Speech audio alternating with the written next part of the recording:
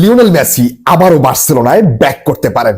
Yes, ঠিক এমনটাই দাবি করছেন বার্সেলোনার প্রেসিডেন্সিয়াল পদে এই মুহূর্তে যিনি লড়ছেন, ভিক্টর ফন্ট।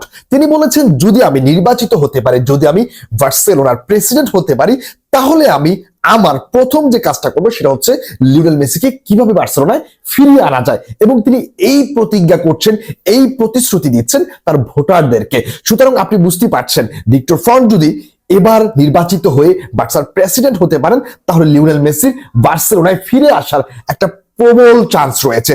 জানি না আসলে এটা কতখানি সত্যি এবং তিনি লিওনেল মেসিকে ব্যবহার করছেন কিনা, বাট তিনি অন্তত প্রতিজ্ঞা করছেন কিংবা প্রতিশ্রুতি দিচ্ছেন লিওনেল মেসিকে ফিরিয়ে আনার। বাট অন্যদিকে লাপোর্তা, যিনি এতদিন বার্সেলোনার প্রেসিডেন্ট হিসেবে ছিলেন, তিনি কিন্তু এরকম কোনো প্রতিশ্রুতি দিচ্ছেন না, বরং তিনি এর আগের বার লিওনেল মেসিকে কাজে লাগিয়ে প্রেসিডেন্ট হয়েছিলেন। সুতরাং এইবার কিন্তু হিউজ একটা চান্স রয়েছে ভিক্টর ফন্টের বার্সেলোনার হয়ে নির্বাচিত হওয়ার কিংবা প্রেসিডেন্ট হওয়ার। যদি তিনি সেটা হতে পারেন, তাহলে কিন্তু আমরা আবারও শেষবারের মতো লিওনেল মেসিকে হয়তো বার্সেলোনায় দেখতে পারি। সেটা হতে পারে তার বিদায়ী কোনো ম্যাচ, কিংবা হতে পারে 6 মাস 1 বছরের কন্ট্রাক্টে একটা সিজন অন্তত। সুতরাং দেখা যাক শেষ পর্যন্ত কি হয়। তবে ভিক্টর ফন্ট যদি জিততে পারে, তাহলে কিন্তু লিওনেল মেসির ফেরার সম্ভাবনা অনেকটাই বেশি।